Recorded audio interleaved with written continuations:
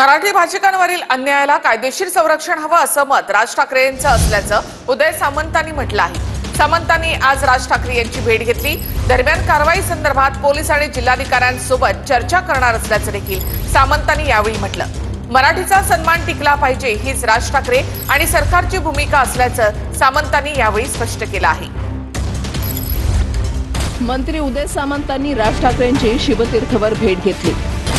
मराठी भाषिकांवरील अन्यायाला कायदेशीर संरक्षण हवं असल्याचं राज ठाकरेंचं मत असल्याचं सामंतांनी म्हटलं।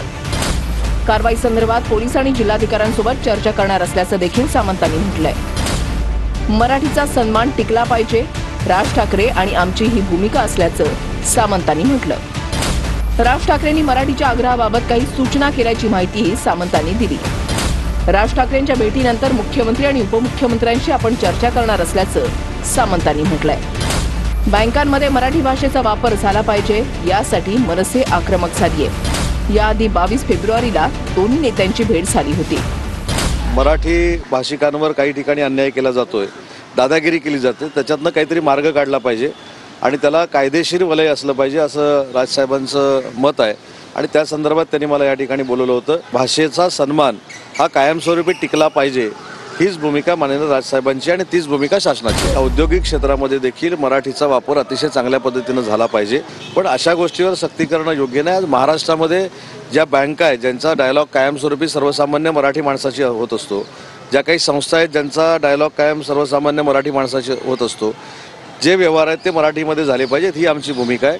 बघा, नाव मराठी भाषेचं असतं, पडद्यामागे काय चालतं याची इत्थंभूत माहिती आमच्याकडे येत असते। शिवतीर्थावर शिवसेनेचा जन्म झालेला आहे, त्याच्यामुळे आमची तिकडे माणसं आहेत ना। मी सुद्धा त्यांना भेटायला गेलो होतो आणि उदय सामंत जे गेलेत ते एक तर मैत्रीपूर्ण भेटीला गेले असावेत किंवा येणाऱ्या महानगरपालिकेच्या ज्या निवडणूक आहेत त्या अनुषंगानं राजसाहेबांची भूमिका काय हे सुद्धा त्यांनी कदाचित विचारलं असावं। परंतु मला वाटतं की राजसाहेबांशी भेटण्यामध्ये कोणताही गैर नाही। एक शिवाजी पार्कला कॅफे उघडलेला आहे, चहा पाण्याचे कार्यक्रम, पान सुपारीचे कार्यक्रम होतात आणि वेगळ्या विषयांवर होतात। कधी मराठीच्या विषयावर होतात, कधी अजून काय विषयावर होतात आणि असे सांस्कृतिक कार्यक्रम तिथे शिवाजी पार्कला व्हायला पाहिजे। त्यांनी जरी कॉफीचा हाऊस टाकला असेल तर याची चहाची टपरी सुद्धा चालत नाही आहे, अशी यांची अवस्था आहे। आता यांना दुसरीकडे दुर्बीण लावून पाहावं लागतं कोण कुठं गेलं होतं। स्वतःकडं असलेला सुखसुकाट आता त्यांना नकोसा झालेला आहे, त्याच्यामुळं आलेलं त्यांना ते फ्रस्ट्रेशन आहे। याच्यापासून काहीतरी बोध या उभाटाच्या लोकांनी घेतला पाहिजे। महाराष्ट्रामध्ये मराठीचा आग्रह करणं हे चुकीचं नाही, तो आग्रह कोणीही करू शकतं, केला तरी त्यात काही वावगं नाही। पण असा आग्रह करताना कायदा हाती घेणं चुकीचं आहे।